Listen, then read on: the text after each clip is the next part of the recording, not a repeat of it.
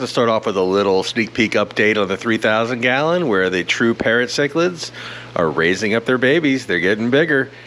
I've counted 15 multiple times, so I know I have at least 15, and oh, it's so crazy. They just like little replicas of their parents. They're so awesome. And I love these fish, and I really hope that I end up with a whole bunch of them. And take a quick dip over to 750 where the blue Aquarium babies are also growing up. There's 3 of them in there that I've counted for sure. There could be more, but definitely at least 3. And here's one out braving, you know, he's getting bolder as he gets bigger, heading out towards the other fish. But oh, there's mom and dad close by, always keeping an eye on them. The Cara, the blue Aquarium, the electric blue Aquarium, they're awesome parents. They've done a great job of bringing up their fry, letting them explore, letting them get out there, but also hanging close by to make sure nobody bothers their babies. Well, I don't know about you, but I'm always happy to see those little fish, some of those fish make it, you know, with all those big bruisers in those tanks. It's awesome to see those fish parents raising up their fry and knowing that some of those fish are going to make it all the way to adults, and they were born right here in the Aquarium Maine fish basement. So that means the 3,000 gallon is still being held back, the overhaul, while we let those fish grow up, but that doesn't mean there's plenty of other things we can't work on. And as you know by the thumbnail, the 600 gallon, that's where we're at tonight. We're doing some upgrade to the 600 gallon community aquarium known as the Asian Jungle Aquarium. So we have new fish, new plants, filter upgrades, all kinds of amazing stuff in this video. And in upcoming videos, we have the new build starting pretty soon, new DIY build, 350 gallon from scratch, all the way through. If you follow that video chain, you'll be able to build a tank just like that, and you'll know exactly what it cost to build it and the effort that went into it. And there's also some new goodies coming in 750 gallons. So we were just there, but we're going to revisit that again pretty soon, as well as the river bend. It's progressing. It's at that early stage. It's going and going. And we got to dip back on the discus aquarium because I made some big changes over there. It's looking pretty cool. All right, let's jump into the 600 gallon. All right, this is the big one, the 600 gallon Asian Jungle Community Aquarium. The water level's going down, the 6-foot ladder is out, the sump pump is running. We have big things in store for this aquarium. It's time to take the 600 gallon community to the full jungle status. With more plants, and more Malaysian root, and of course, a new and improved bog filter with more plant diversification.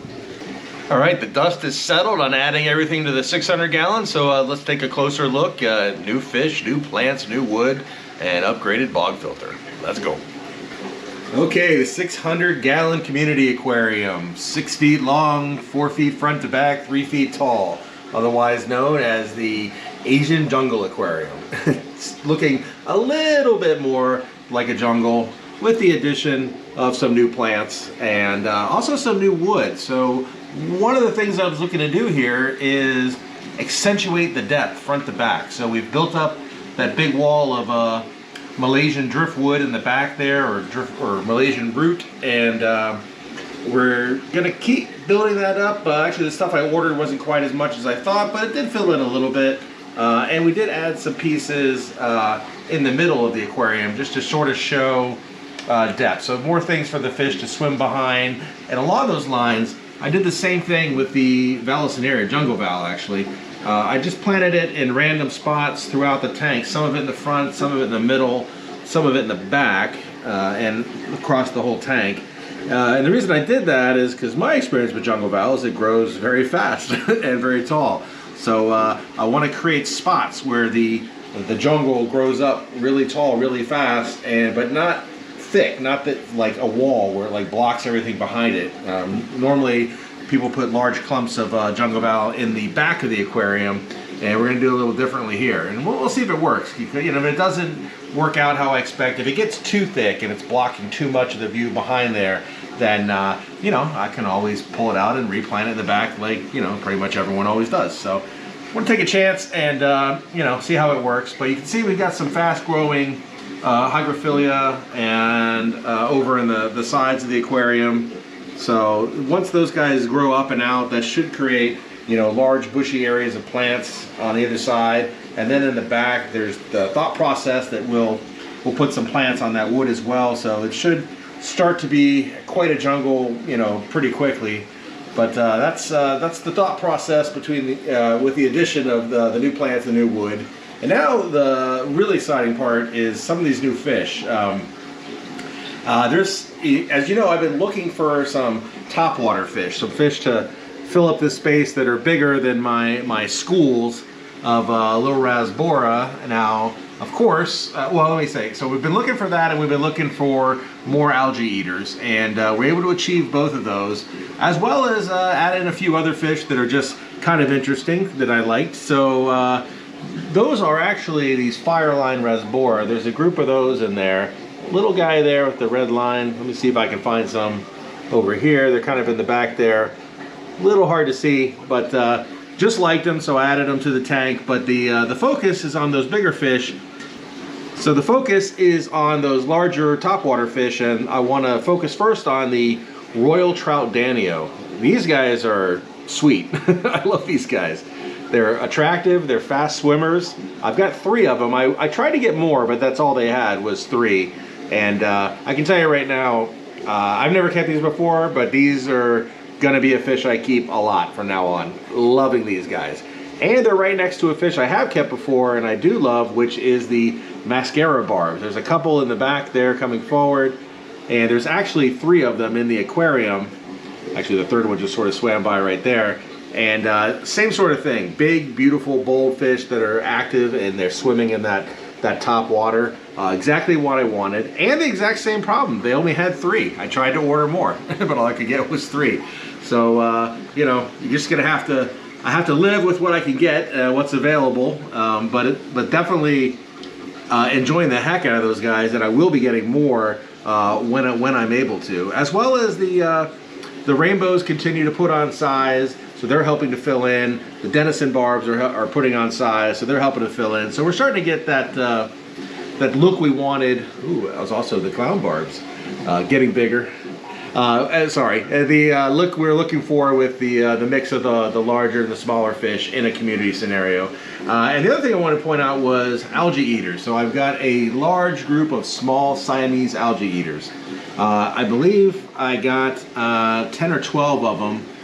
They're pretty much everywhere. They're all that size. They're all small, like these guys here.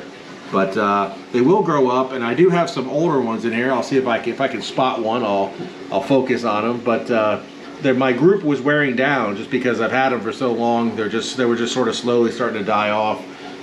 There's actually a group of the small ones back there on the rock, and you can kind of actually see where that rock was just as covered as the ones next to it, and they've cleared off a lot already, and you can see them going to town. So as that process continues, it should help equalize or balance the aquarium with the algae growth. So it's not too out of control, the algae growth in here. It's not like we have long stringy hair algae or anything like that. But you know, we do have a lot of algae growing everywhere, which is good. It's eating up nutrients, and we just want fish to eat up the algae to displace that nutrients from the aquarium. To work to help with the plants, get the job done. Okay, let's go underwater for a minute here. I just want to sort of show what makes this tank so crazy. Like when you're sitting in front of it, you just see the activity. I don't know if it comes across on the camera, the video, but there's stuff going everywhere. There's stuff at every level of the tank, from bottom to the top. There's stuff at every depth of the tank, from front to back. It's like the hardest tank to film because you don't know there's so much action going everywhere. You try to track a fish, it's impossible. You just get sidetracked with some other fish, and obviously that's part of what makes this tank really fun. But I think underwater you get to see the depth a little bit more. You see the water flow in the aquarium, and you just see how frenetic it is with fish swimming everywhere, the bubbles and everything like that. And I think where it's really going to shine is when it truly is a jungle, and you're seeing all of these fish coming in and out of sight, going in and out of plants and everything. I just think that's really gonna like the activity, the frenetic nature of all these fish in a massively jungle environment with plants going all the way to the top. I think it's really gonna transition and be awesome. So I also want to show the aquarium in this view where I'm not there. So I have the camera, just on a stand in front of the aquarium. And you can already tell how different the fish are reacting compared to, when I'm standing there, like filming underwater, where I put the camera in the water. It's obviously, they know something's in there. They act a little differently. When I'm standing in front of the glass, I think they're going to get fed. They act, much more frantically. The the bigger fish are on the glass, swarming the glass, trying to be the first one to get the food. The smaller fish sort of resort to going to the back of the tank and going lower than they would normally swim. It just takes on a whole different vibe than when they are just by themselves. So the really cool thing about is just taking a video like this, see how everything slows down. Even, you know, all the fast swimmers like the Denisons and the Rainbows and the Mascara Barbs. I was going to say the Rainbow Trout Danio, but they still seem to swim pretty fast no matter what. But even compared to themselves, they're slowed down a little bit than when I'm there. So you see the groups of fish. You see all the gold barbs hanging out together. You see the rasboras schooling together. You see the 20 rainbow sharks that are in this aquarium doing their jobs, scouring the bottom, competing with the Pandagara, the Siamese algae eaters, the red tail shark, all the other, you know, ground scavengers, you know, cleaning up any possible, you know, food that's left over, you know, keeping that substrate clean. Even Mascara Barbs down there, you know, picking at the substrate. But it's cool seeing a scenario where you have all of those fish coexisting. You know, you have three different species of rainbow shark and a big red tail shark, and they're all good together. There's space for everybody. You know, the tiniest little bit of jockeying between species, which you're always going to have, but nobody's trying to dominate the whole tank. And when you watch the tank, at some point you'll see a whole bunch of albino rainbow sharks, and then later on you sort of see a group of regular rainbow sharks roll through, like the black with the red tail. You'll see a group of them. You know, it's just things are kind of coming in and out of view. At any given time, we've got that big cave system. I've shined lights down the cave before, and there's just always fish in there. So things are coming and going out of view. And again, this is going to be even better when all the plants grow in thicker. You're going to have all kinds of fish that you can watch the tank for a while, and you're like, oh wow, there's the fish, I didn't even see it. I've been looking at this tank for 10 minutes. Or like if you look at the back of the aquarium right now, up in the back left corner, you got that school of baby Siamese algae eaters just going to town on the algae, schooling together.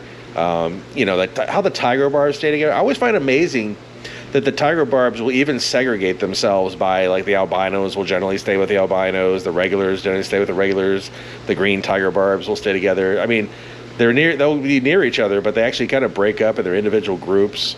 Even though there's multiple schools of little Danio, little rasbora, you know, you'll generally see the zebra Danios off by themselves, or, you know, with themselves, with each other.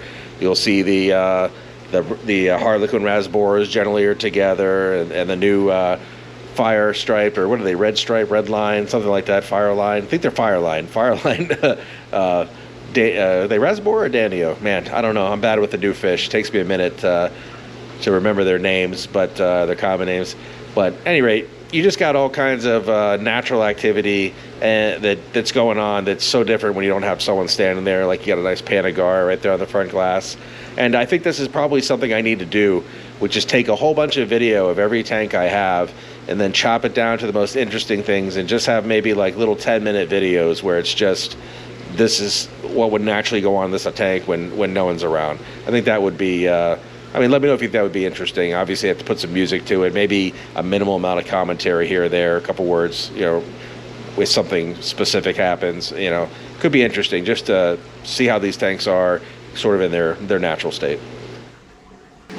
So as for fish additions, I'm sticking with the same species I have. I just want to get more of the Royal Trout Danios and more of the Mascara Barbs.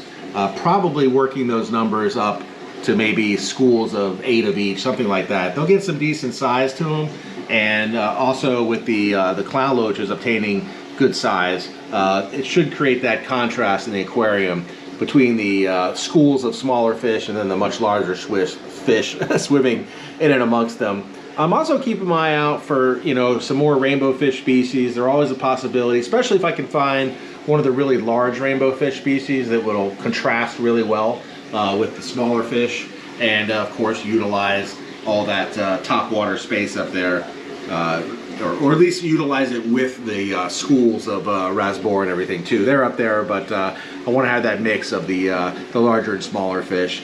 And of course, we will follow the tank, and we'll see how this jungle val grows, as well as the other new plants, and yeah, it just sort of fills in.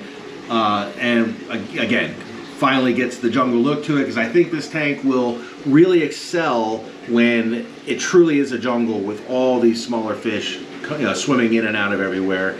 There's just so much activity. If I pan back, you know, I mean, obviously they're reacting a little bit to me standing here, but quite honestly, even if I look at them from the hallway and they can't see me, it's pretty much like this. There's just activity everywhere, and I just don't think many people, you know, will dedicate a 600-gallon aquarium to smaller fish. They tend to usually scale the fish with the aquarium, so I find it pretty unique to have a tank like this with just so much activity. It is, I mean, honestly, I say it's one of my favorite tanks to watch, but I guess I like to watch all the tanks. But in a sense, I guess that's why I build them the way I do and stock them the way I do, is because that's what I like. So, but this is, I guess what I should say is, it's nice when you have a vision of something and it's coming to fruition. It's matching what I hoped it would be in terms of interest level for me. I definitely love watching these guys swim around. Just the life, the activity in this tank is awesome. And really all I want to see change in here is just the plants growing tall and thick. I just want the jungle. I want the density, so that when you look in, you can only see at any given time maybe half of these fish. And then as you watch the tank, you're just seeing new fish popping in and out from all over the place. That's the end goal of the aquarium. That's hopefully what we'll get to sooner than later. But I did a little research on these plants, and I think they'll do well in here with my lighting and everything. So I think we'll start to get the growth we were looking for. Definitely didn't want to be putting in food for the root feeding Amazon swords I have on the side. These are column feeders. So this is a much better match for how I have this tank set up. And one of the best times to enjoy the 600-gallon is in the evening, when all the clown loaches come out, and pretty much they'll stay out for the last 2 or 3 hours of the day. I mean, they're in and out all day long, but they're really out in the evening, swimming right up on the glass and everything. It's just fun to watch. Of course, this tank is tough. It's tough to film, it's tough to look at, because there's so many things going on. It's tough to decide what you want to look at. There's so much action. You know, obviously right now I'm enamored by the Mascara Barbs and the Royal Trout Danio. Just the speed of the swimming around is pretty awesome. Can't wait to beef up the groups of those. I mean, just having 3 of each is this awesome right now. It's going to be pretty amazing when I get full groups. Also, I just saw in the other room I have some more Malaysian driftwood that I forgot about, so I need to get that in the back so I can get that built up even more. Oh, for next video, it's always nice to see the progress. Hopefully we'll see a lot more of a jungle then, and maybe I'll be able to beef up some of these schools of fish as well. One other thing I've been meaning to do in the videos is call out vendors that are doing a good job within the hobby, ones that I've had a good experience with, so others can benefit from my experience. I buy a lot of fish and plants and everything like that. I'm definitely into the hobby, so I do build up some experience. And the shout out for this aquarium is the three vendors that I just recently worked with was the Wet Spot again. That's where the Royal Trout Danio and the Fireline Rasbora and the Mascara Barbs came from. Unfortunately, they didn't have as many as I wanted, but they had them. They sent them here. They arrived when they said they would arrive. They were packed well, and the communication with them was awesome. So kudos to those guys. It's the 3rd time buying from them now, and they've done awesome every single time. It's been great. So nothing but good to say about them. The wood came from Pet World Lawrence. They sell a lot of wood and rock and everything like that. I think they're out of Kansas. It's Lawrence, Kansas, yeah. And they've been awesome. I've ordered a few times from them, and I'm going to continue to order from them. What you get, the quality, how fast they ship it, the price, it's a very balanced, it's a good deal, so very happy with those guys. So shout out to those guys. I know they go to a lot of aquarium shows and stuff too, so I think it's something you'll see around. I think they're going to get bigger. They're doing a good job. If they keep doing what they're doing, I think everyone will know about them. They're doing a good job. And then lastly, the plants from aquariumplants.com. I've just been buying them for forever. That's just, it literally was like the first place I bought plants from. I don't even know when, like the early 2000s, late 90s, something like that. It goes way back. And they just never, it's always been good. Never had a problem, so I just kept buying from there. I do buy plants from other places as well, But a lot of times I go back to aquariumplants.com because it's all good, you know. Just haven't had any problems. So, and that's one where I've been buying from them for an eternity. So, I mean, pretty good amount of data there to say that they do a good job. All right, let's feed these guys. All right, this is actually attempt number 2 at feeding the 600 gallon and filming it. The camera overheated during the first feeding, so whoops. All right, so it's been a while, so they should be hungry again. And this time, they're gonna get frozen food, frozen bloodworms and brine shrimp rather than their normal food. So, you know, hey, extra feeding for the day with little special foods. All right, let's get in there. All right, I think the best way is just pour it all in. Let's see. I don't know if it's possible for them to feed any more voraciously than they normally do. This actually does seem to be slowing them down as far as their swimming speed. It's not blowing around as much as the flake food and all that does. So they're not having to zip around quite as much, though. That doesn't stop the the Royal Trout Danios. Those guys are speedsters. Oh my gosh. I thought the rainbows and the denizens were fast, but these Trout Danio, Royal Trout Danio, and these Mascara Barbs, they take the cake. They're definitely fast. Man, thought I put a lot in there, but apparently not. Seems like clown loaches are up for the task of new foods. I always kind of wonder, like, do the clown loaches, are they annoyed the fact that all these barbs and everything, they're all happy to go eat off the bottom as well? It's like kind of encroaching on their domain, you know, down there. Yeah, I don't think that, I don't know, I feel like that food got spread around that much. It just got decimated. All right, so what I thought was going to be a big feeding kind of turned out to be a mini feeding, but they did have a big feeding earlier, just it wasn't filmed. All right, I'm a big softie. I saw these guys looking at me when I was feeding the 600 gallon, so let's give them a treat as well. All right, lots of worms and brine shrimp and all kinds of goodies for these guys.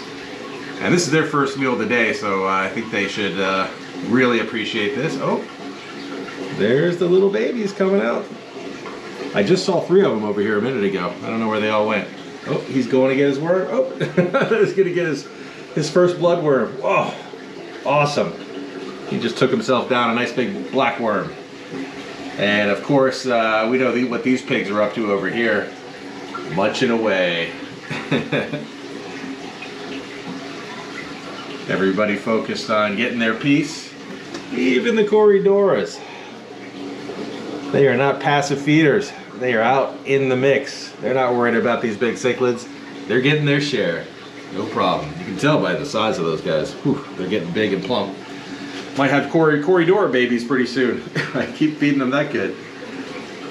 And of course, you know, I don't know that anyone ever worried about cichlids not getting their fair share. That's I don't think that's ever happened in the history of cichlids. So we know they're all good. And of course, it's fun to watch the schoolers up there cruising around, or the shoalers, I should say, loosely schooling together.